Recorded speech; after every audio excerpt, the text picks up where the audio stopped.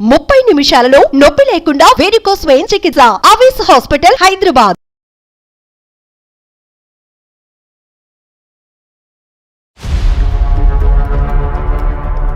అమ్మాయికి ఇంకోటి second marriage చేసి అమ్మాయి జీవితం బాగుండాలని కోరుకుంటున్నాం సార్. మీ అమ్మాయిని కన్విన్స్ చేయమని చెప్పి మాకు ఫోన్ చేశారా? అవును సార్ మీరు అట్టంగా చేసేసి చెప్పారు సార్ మా అమ్మాయిని. మళ్ళీ పెళ్ళైందండి, నాకు ఆల్రెడీ పెళ్ళైంది కదండి.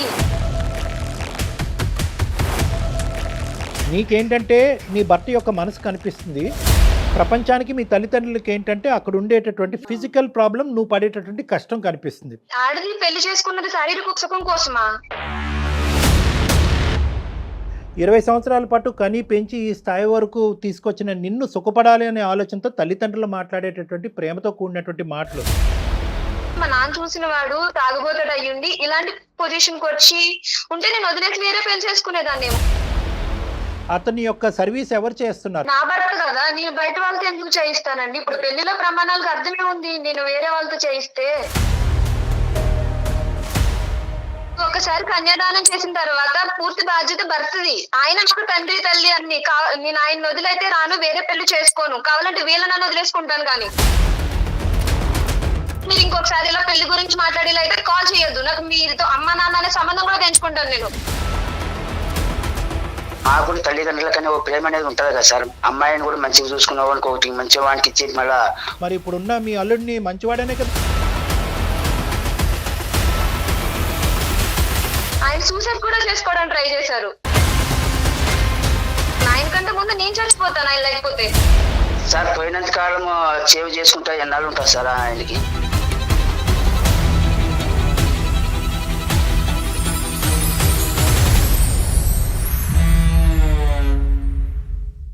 IVF ట్రీట్మెంట్స్ పై 20,000 డిస్కౌంట్. డాక్టర్ కన్సల్టేషన్ మరియు అల్ట్రాసౌండ్ స్కాన్ ను ఉచితంగా అందిస్తున్నారు. 49 అంటే సంతానం, 49 అంటే సంతోషం. 49 సమర్పించు అందమైన జీవితం కార్యక్రమానికి స్వాగతం. నమస్తే డాక్టర్ గారు. కళ్యాణ్ గారు, శంకరయ్య అని మనకి ఒక పెద్ద ఆయన మెయిల్ చేశారండి. పిల్లకి పెళ్ళయింది కానీ మళ్ళీ పెళ్లి చేయాలని ఆయన కోరుకుంటున్నాడు. ఒక అనుకోని సంఘటన వల్ల. అమ్మాయితో మీరు మాట్లాడండి, ఒప్పించండి, నేను ఎంత చెప్పినా వినట్లేదు అనేసి మనకి మెయిల్ చేశాడు. అతను పెళ్లి చేయాలనుకుంటున్నాడు కానీ అమ్మాయి అది నాకు ఆయన చెప్పిన దాన్ని బట్టి అట్లా అనిపించిందండి. దానికి కారణాలు ఏంటనేది నాకు క్లియర్గా తెలియలేదు. నాకు అసలు ఆయన బాధ విన్న తర్వాత ఇమీడియట్గా మీరు మాట్లాడాలి అనిపించింది. సో పలానా రోజు నేను కాల్ చేస్తానని చెప్పాను. శంకరయ్య గారు కూడా సరేనమ్మా అన్నారు. ఆయనకు ఒకసారి కాల్ చేస్తాను, పూర్తిగా మీరే మాట్లాడదురు కానీ. తండ్రి కూతురు మేడం? తండ్రి కూతురు. నమస్తే శంకరయ్య గారు, నేను జయానండి, అందమైన జీవితం ప్రోగ్రాం నుంచి కాల్ చేస్తున్నాను. మొన్న మీతో మాట్లాడాను కదా. అవును మేడం. బాగున్నారా? బాగున్నా మేడం. ఇదిగో డాక్టర్ గారితో మాట్లాడించమన్నారు కదా, ఒక్కసారి ఇదిగో డాక్టర్ గారితో మాట్లాడండి. శంకరయ్య గారు నమస్తే అండి. నమస్కారం సార్. మీకు నమస్కారం సార్. నమస్తే. చెప్పండి సార్, ఏంటి సమస్య ఏంటి? మా అమ్మాయిది పెద్ద అమ్మాయిది 20 సంవత్సరాల్లో పెళ్లి చేశాను సార్. మీరేం చేస్తుంటారు? వ్యవసాయం చేస్తుంటా సార్. ఊర్లో కర్నూలులో వ్యవసాయం చేస్తుంటా సార్. సో ఇప్పుడు పెద్ద అమ్మాయి సమస్య గురించా చెప్తున్నారు మీరు? అవును సార్. యాక్సిడెంట్ లో నడుములు పోయాయి సార్ మా అల్లకి. అల్లుడు గారికి యాక్సిడెంట్ లో నడుము ఇరిగిపోయింది. అవును సార్. అయ్యయ్యో, ఎంతకాలం అయింది అది జరిగి? ఇప్పుడు 3 సంవత్సరాలు అయింది సార్. అల్లుడు లేవు లేడు సార్. లేవు లేడు. ఈమె చేయాలి సార్. లేపుకోవాలి, అన్నం పెట్టాలి, ఏదానికైనా అన్ని ఈమె చూసుకోవాలి సార్. అతను ఏం ఉద్యోగం చేసేవారండి? Software engineer sir. Software engineer. వీళ్ళిద్దరికి ఎంతమంది పిల్లలు? పిల్లలు లేదు సార్. నా పిల్లలు లేదు సార్. పిల్లలు లేరు. లేదు సార్. పిల్లలు అసలు లేదు సార్. ఓకే. ఇప్పుడున్న పరిస్థితి ఏంటి? ఇప్పుడు అమ్మాయి అతనికి సేవ చేసుకుంటూ ఉంది. అవును సార్. మరి ఇప్పుడు సమస్య ఏంటి? అమ్మాయికి ఇంకోటి సెకండ్ మ్యారేజ్ చేసి అమ్మాయి జీవితం బాగుండాలని కోరుకుంటున్నాం సార్. సెకండ్ మ్యారేజ్ చేయాలని మీరు అనుకుంటున్నారు, అమ్మాయి అనుకోవట్లే. అవును సార్. అమ్మాయి అనుకోవట్లే. మీ అల్లుడు గారు మీ అమ్మాయి యాక్సిడెంట్ అవ్వకముందు కానీ యాక్సిడెంట్ అయిన తర్వాత కానీ వాళ్ళిద్దరు అన్యోన్యంగానే ఉన్నారు. అవును సార్. బాగున్నారు సార్. వాళ్ళిద్దరి మధ్యన ఎటువంటి భేదాభిప్రాయాలు లేవు. లేవు సార్. ఈ ఐడియా మీకు ఎందుకు వచ్చింది ఇప్పుడు రెండో పెళ్లి చేయాలని, వాళ్ళిద్దరు సుఖంగా ఉన్నప్పుడు? సార్ తల్లిదండ్రులకి ఎవరికైనా ఆమె చేవి చేస్తుంటే చిన్న వయసులోనే కూర్చొని లేకున్నాడు.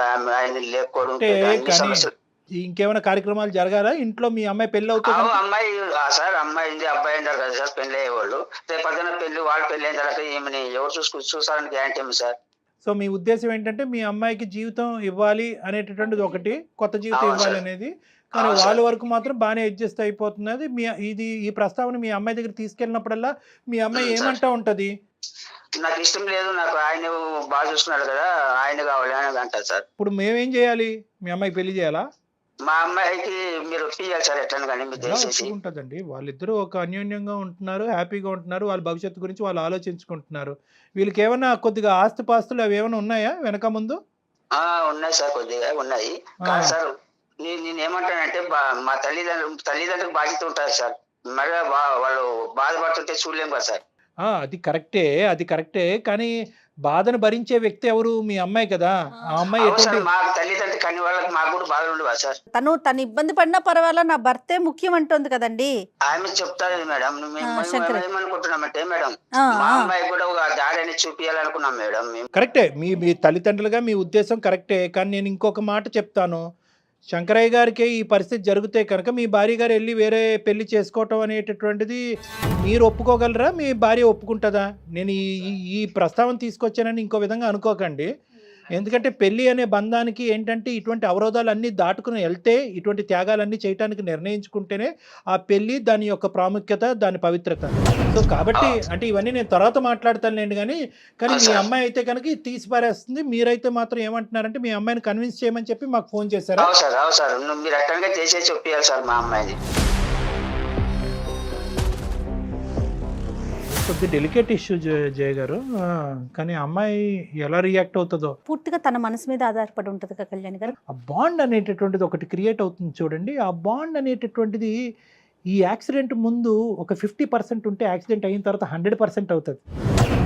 ఇప్పుడు యూజువల్గా మనం ఎలా అనుకుంటాం అంటే బయట నుంచి చూసేటటువంటి, ఇప్పుడు అతను తల్లిదండ్రుల పాయింట్ ఆఫ్ వ్యూలో అతను ఆలోచిస్తాడు. మీరు నేను అసలు మామూలుగా కామన్ పీపుల్గా మనం ఎలా అనుకుంటాం, ఇదేంటి చిన్న వయసులో ఈ అమ్మాయి ఈ అవుటి అతనితో ఏంటి, ఆ అమ్మాయి భవిష్యత్తు త్యాగం చేయటం ఇంపార్టెంటే అన్నట్టు మనం అనుకుంటాం.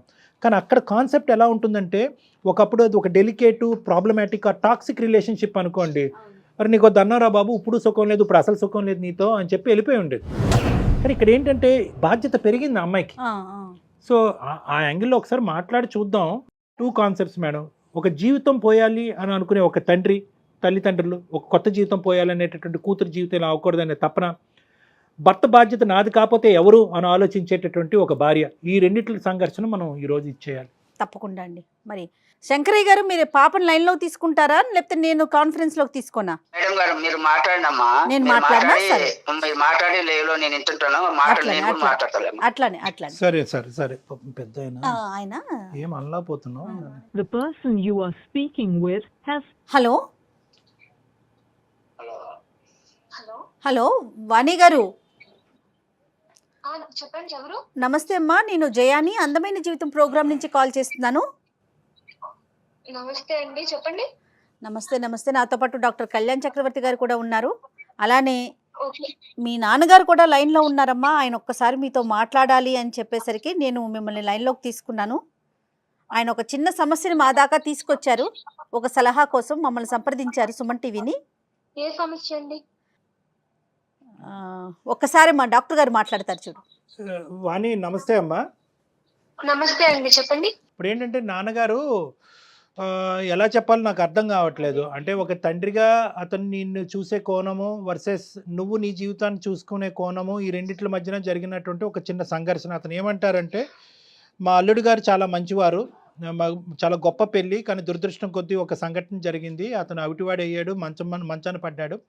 సేవ చేసేటటువంటి భారం అంతా కూడా చిన్న వయసులో ఉన్న ఆడపిల్ల మోస్తుంది. ఇది చూసి మేము తరుక్కుపోతున్నాము, చూడలేకపోతున్నాము. ఆ అమ్మాయికి ఒక భవిష్యత్తుని ఇవ్వాలి అని అనుకుంటున్నాము. కాబట్టి ఆ అమ్మాయిని పెళ్ళి అనే ప్రస్తావన తీసుకొస్తే ఆ అమ్మాయి అంగీకరించట్లేదు. మీ ద్వారా ఆ ప్రస్తావన తీసుకొచ్చి ఆ అమ్మాయిని అంగీకరింపచేసేటటువంటి విధంగా హెల్ప్ చేయండి అని అన్నారు. అవునండి, అంటే మీకు మొత్తం చెప్పారా నాన్నగారు? ఏమో అంటే నాన్నగారు పెద్ద వయసు, ప్లస్ ఏంటంటే ఫోన్లో అంత ఇదిగా మాట్లాడలేకపోతున్నారు. సో పూర్తిగా వివరాలు అయితే చెప్పలేకపోయారమ్మా. అవును. అసలు నీ ఆలోచన పెళ్ళండి, నాకు ఆల్రెడీ పెళ్ళైంది కదండి. అసలు ఏం జరిగిందో చెప్పమ్మా. అంటే మీ పెళ్ళి ఎంతకాలం అయింది, అతనికి ఆ యాక్సిడెంట్ ఎలా జరిగింది? ఏం లేదండి, నేను చదువుకుంటానన్న వయసులోనే చిన్న వయసుకే 20 ఏళ్ళకే పెళ్లి చేసేసారు నాన్నగారు. రైట్. మంచాడు, బాగా చూసుకుంటాడు అన్ని చెప్పారు. సరే నచ్చ చెప్పారు. ఆ అబ్బాయి కూడా సెటిల్ అవుతాడు బాగా అని చెప్పి పెళ్లి చేశారు. పెళ్ళైన తర్వాత మేము అనుకున్నాము మనం పడిన ఇబ్బందులు మన పిల్లలు పడకూడదని ఒక 2 years వరకు పిల్లలు వద్దనుకున్నాం.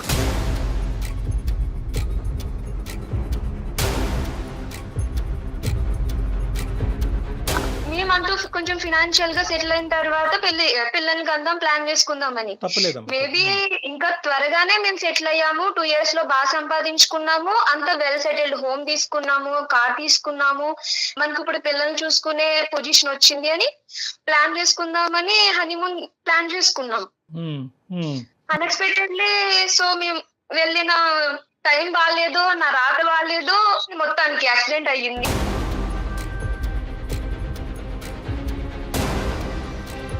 అలానే నేను నా స్వార్థం చూసుకున్నాను, వదిలేసి రెండో పెళ్లి చేసుకోలేను ఏం కదా. జరిగిందమ్మా యాక్సిడెంట్ లో? తను అంటే ఎట్లా, ఎంతవరకు డ్యామేజ్ అయింది పాపం ఆయనకి? కార్ యాక్సిడెంట్ అయిందండి. సో డాక్టర్ అన్నారు ఒక 3 months వరకు మేబీ ట్రీట్మెంట్ అవుతుంది కదా, రికవర్ అవుతారు, సెటిల్ అవుతుంది అనుకున్నాము. కానీ హెల్త్ కండిషన్, కానీ ఇంకా ఆయన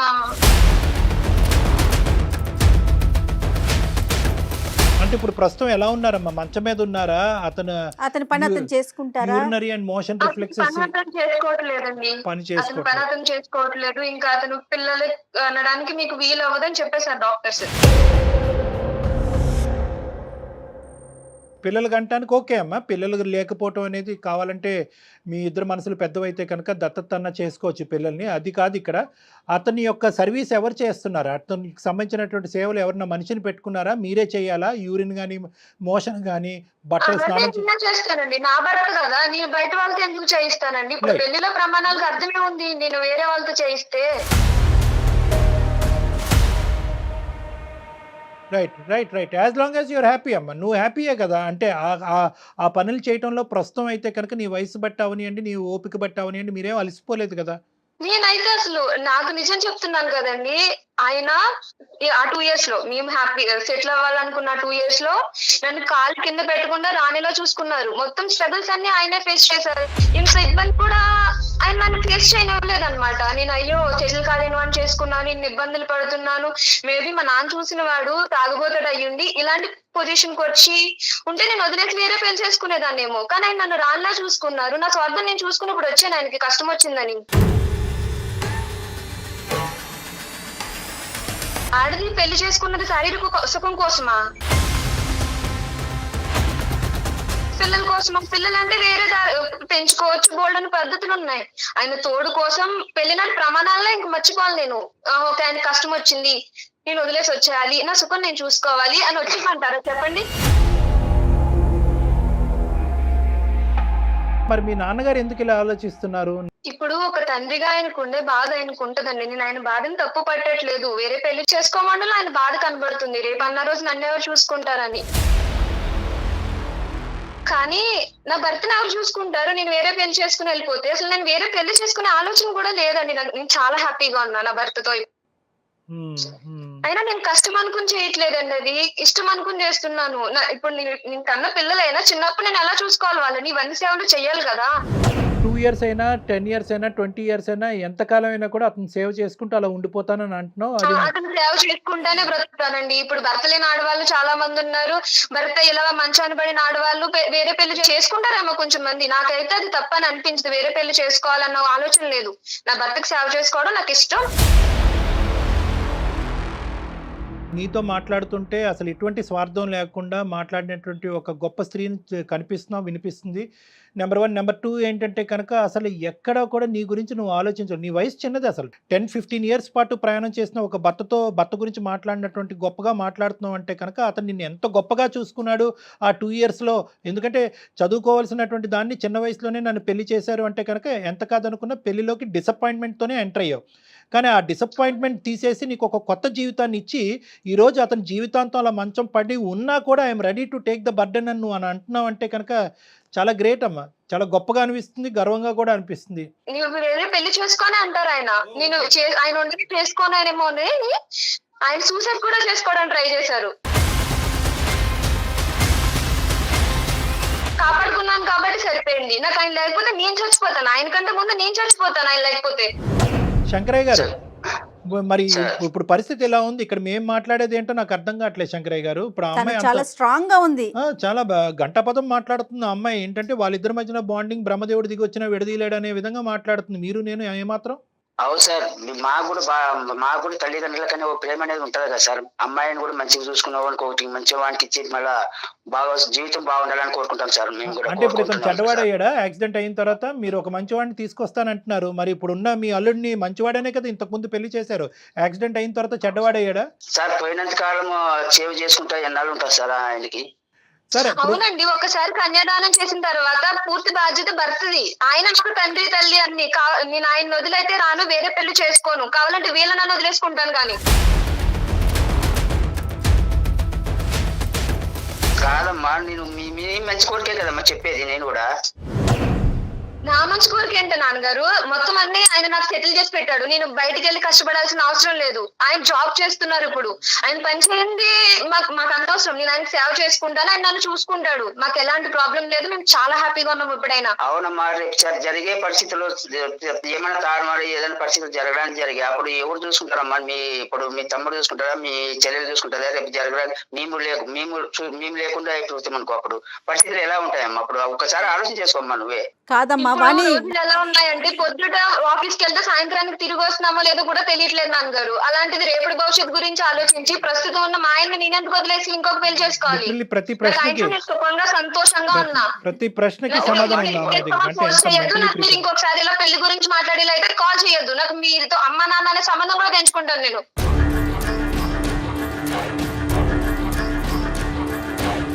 అమ్మ నీ ప్రేమ కోరే కదమ్మా మేము కోరుకుంటున్నది. శంకరయ్య గారు, ప్రేమ కోరుకుని అనేటటువంటి దాని వెనకాతల ఎక్కడో చోట ఒక గిరి అనేది ఉంటుంది. అర్థమైంది కదా? మీ ప్రేమ అనేటటువంటిది ఎక్కడి వరకు వెళ్ళొచ్చు అంటే కనుక తన ప్రేమించేటటువంటి భర్త యొక్క ప్రేమను చంపకూడదు అనే అంతవరకే మీ హద్దులు. ఇప్పుడు ఏంటంటే, ఇప్పుడు నేను మిమ్మల్ని ఇంత ప్రేమిస్తున్నాను, నీ భవిష్యత్తు గురించి ఇంత కోరుకుంటున్నావు కాబట్టి నీ భర్త మీద ఎంత ప్రేమ ఉన్నా కూడా అవుటివాడు కాబట్టి వదిలేసి వచ్చేయమా అంటే కనుక అది మీది ప్రేమ కింద వర్తించదు. ఎందుకంటే మీ ప్రేమ అనేటటువంటిది ఆ అమ్మాయి ప్రేమ, తన భర్త మీద ఉండే ప్రేమను అర్థం చేసుకున్నప్పుడే దానికి విలువ, వాల్యూ. సో ఇక్కడ నేను సార్ మీరు ఎట్లైనా దయచేసి ఒప్పియండి సార్, ప్లీజ్ సార్. అది పద్ధతి కాదు. నాశనం అయిపోతారు సార్. లేలే శంకరయ్య గారు, మీరు ఏంటంటే కనుక ఈ ఎల్లకాలం రోజులు ఇలాగే ఉండవు. రేపొద్దున ఏదైనా జరగరాంది అతనికి జరిగితే కనుక దానికి కూడా అమ్మాయి ప్రిపేర్ అయ్యి ఉంది. జరగరాంది ఏదో జరుగుతుంది అనేటటువంటి ఆలోచనతో, ఏదో జరుగుతుందనే ఉద్దేశంతో అతన్ని ఈ రోజే చంపేయటం అనేది ఆ అమ్మాయికి ఇష్టం లేదు. అతనే అంటున్నాడంట నువ్వు వెళ్ళి సుఖపడి. అప్పటి వరకు ఉండాలి కదా సార్. కాదు సార్, మేము అప్పటి వరకు కూడా దేవుడు ఉంచుతాడని గ్యారంటీ ఏమో సార్. ఒక ఐదు చేతిలో మంచి వాడి చేతిలో పెట్టిపోదామనే ఆలోచన మాకుంది సార్. ఎప్పుడు ఆయన సేవ్ చేసుకుంటే బాధపడైతే నన్ను మంచిగా చూసుకోకుండా డైలీ వచ్చి కొడితే అప్పుడు నేను ఎలా బాధపడాలి? వాడు నన్ను పట్టించుకోకపోతే? అమ్మ అన్ని అట్లా అనుకుంటే ఎట్లయితుందమ్మా? అది అట్లా అనుకుంటే ఎట్లుంటది చెప్పు. ఇప్పుడు భర్తకి ఇలాగ అయ్యి వదిలేస్తే కనుక నువ్వు వేరే పెళ్లి చేసుకో, కష్టంలో వదిలేసి వచ్చేయచ్చు అని కూడా ప్రమాణం చేయించాల్సింది. మరి ఆ ప్రమాణం ఎంత చేయించలేదు?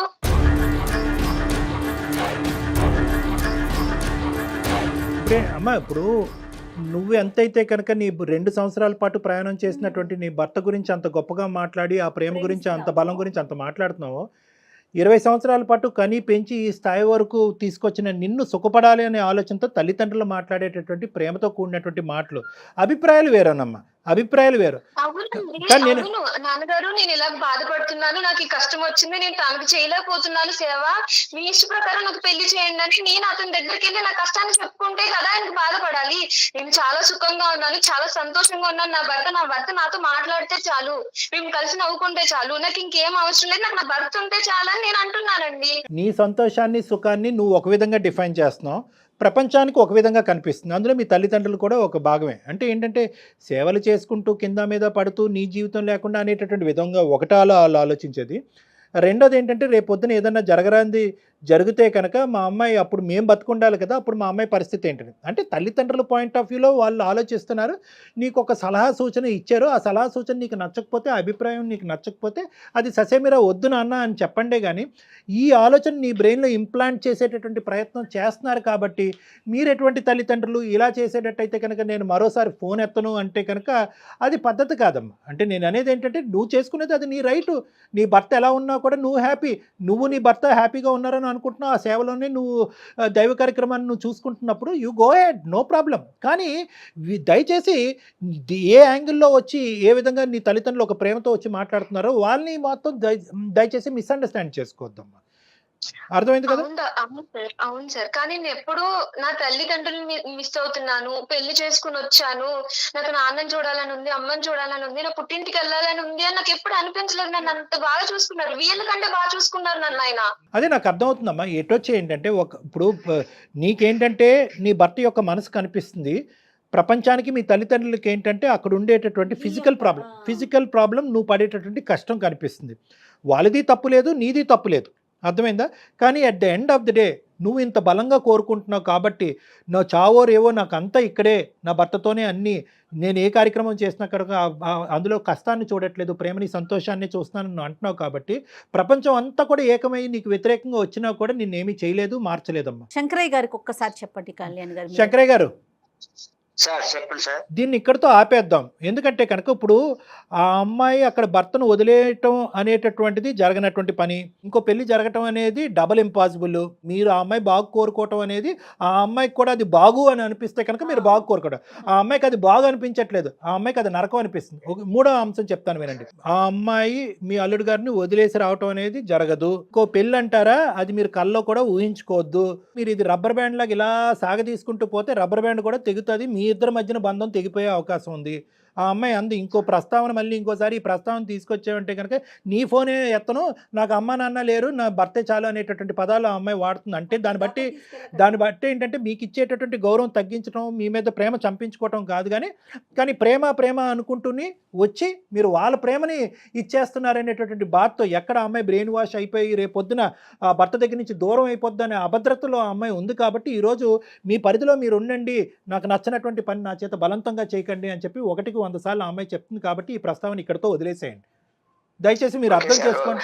మీరు ఇదేంటంటే సరే సార్, మా అమ్మాయి మా అబ్బాయిని చిన్న అమ్మాయి అబ్బాయిని చూసుకొని ఉంటాంలే సార్, ఎట్లా ఏం చేస్తాం సార్, మళ్ళీ అమ్మాయి ఒప్పుకోకపోతే సార్. సరే సార్, అంతే ఎవరి ఇష్టం వాళ్ళది సార్. పిల్లలు కనగాలని కానీ వాళ్ళ భవిష్యత్తుని కానీ వాళ్ళ జాతకాలను కానీ మనం రాయలేం కదా. సో ఇక్కడ ఏంటంటే ఆ అమ్మాయి అది కోరుకుంటుంది, దాంట్లోనే ఆ సంతోషాన్ని చూసుకుంటుంది. So beat. ఇంకా మీ అమ్మాయి వచ్చి తలనెత్తి నోరు బాతుకుని నాన్న నా జీవితం ఇలా అయిపోయిందంటే కనుక అప్పుడు వేరే విషయం. ఇప్పుడు మీరు కీడించి మేలించాలన్నట్టుగా రేపొద్దున్న ఏదన్నా జరిగితే అంటున్నారు కదా, జరిగినప్పుడు చూద్దాం. ఇప్పుడు మనం ఎట్లా చెప్పగలుగుతాం? రేపు జరగబోయే సుఖం గురించి ఇప్పుడు ఉండేటటువంటి నరకాన్ని అనుభవిస్తారా వాళ్ళిద్దరు? కాదు కదండి. ఇప్పుడు నరకాన్ని అనుభవించమంటారా విడిపోయి? అది కరెక్ట్ కాదు. సో రేపు పొద్దున ఏదైనా సమస్య వస్తే కనుక అప్పుడు సంగతి అప్పుడు చూద్దాం. అర్థమైంది కదా? రైట్ అమ్మా, thank you so much Vani. Okay ma'am. కానీ ఆ అమ్మాయి చిన్న వయసు అయినా ఎంత స్ట్రాంగ్ గా మాట్లాడుతుంది కళ్యాణ్ గారు. అంటే అదే నేను చెప్తున్నానమ్మా, ఆ అమ్మాయికి హ్యాట్స్ ఆఫ్. ఇందాక చెప్పినట్టుగా ఏంటంటే పెళ్లిలో ఉండే పవిత్రతని చాలా చిన్న వయసులో అర్థం చేసుకుంది.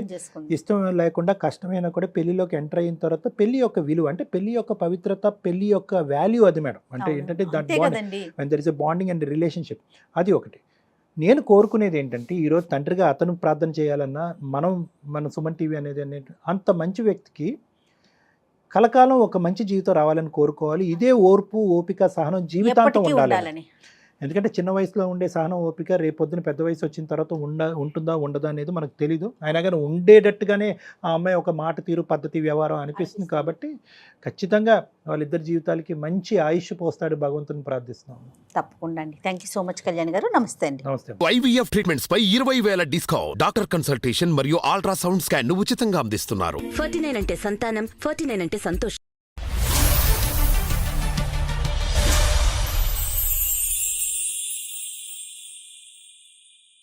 సుమన్ టీవీలో మీ పర్సనల్ అండ్ బిజినెస్ ప్రమోషన్స్ కోసం కింది నెంబర్కి కాంటాక్ట్ చేయండి.